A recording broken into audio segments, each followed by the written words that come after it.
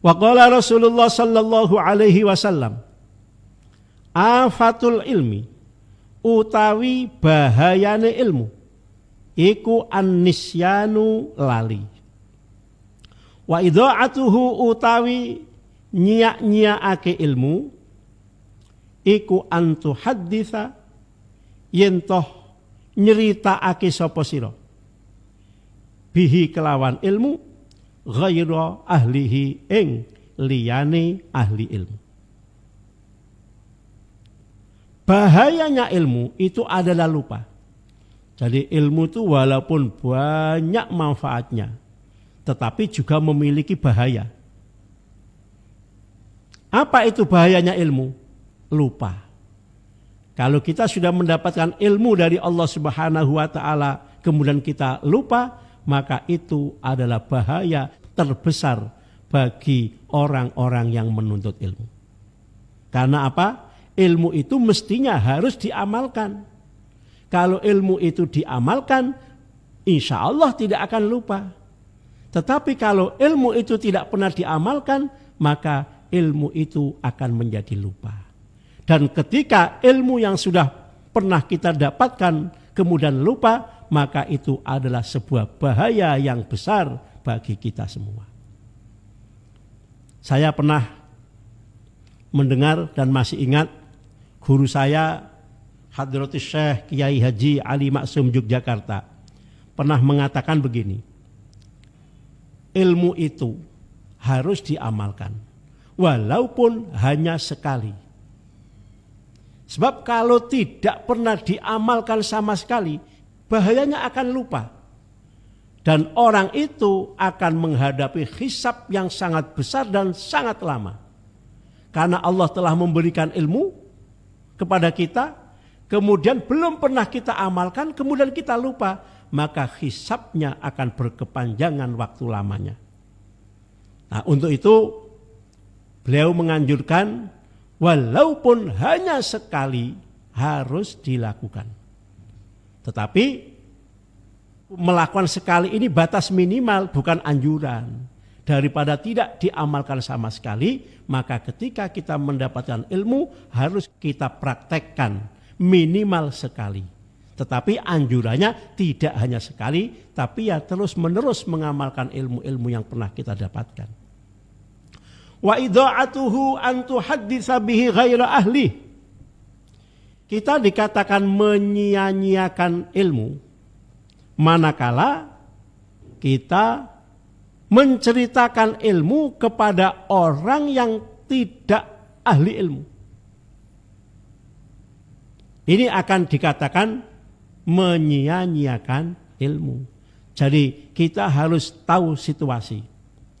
Siapa yang harus kita ajar, siapa yang harus kita ceritakan tentang ilmu, harus disesuaikan dengan orangnya.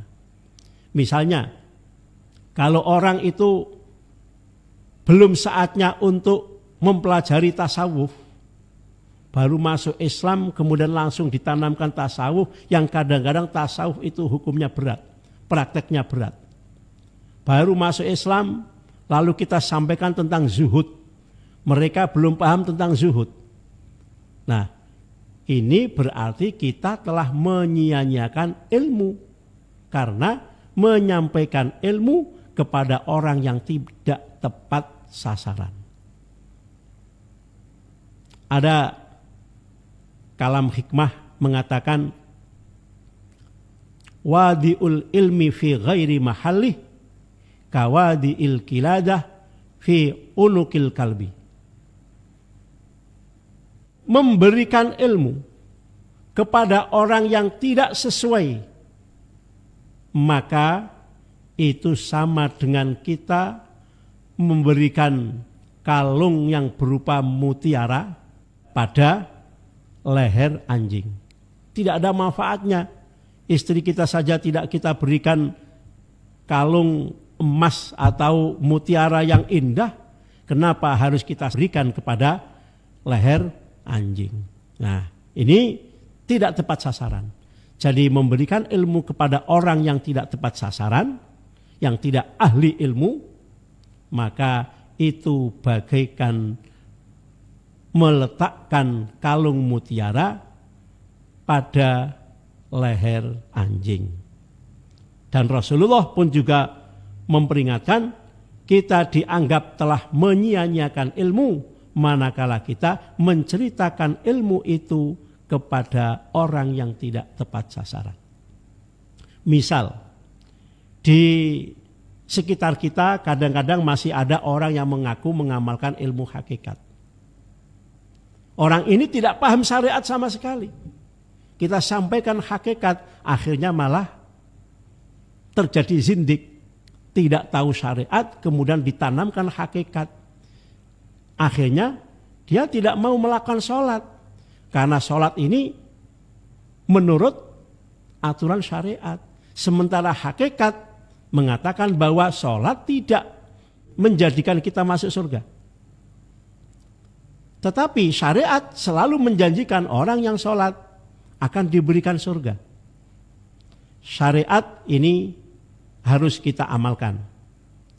Sebab kalau kita tidak mengamalkan syariat langsung pada hakikat, ini namanya kita tidak tepat. Seperti tadi dianggap menyia-nyiakan ilmu.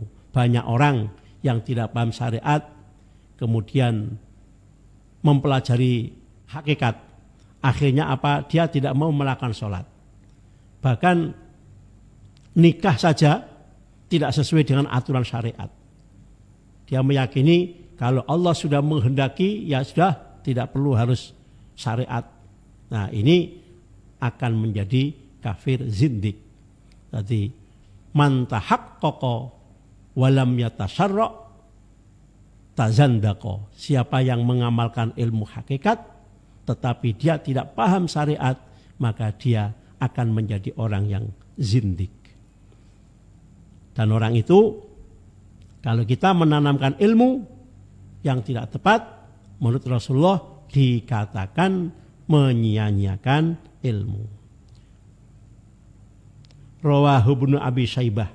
Rawa ngriwayatake ing hadis sapa Ibnu Abi Syaibah, Ibnu Abi Syaibah.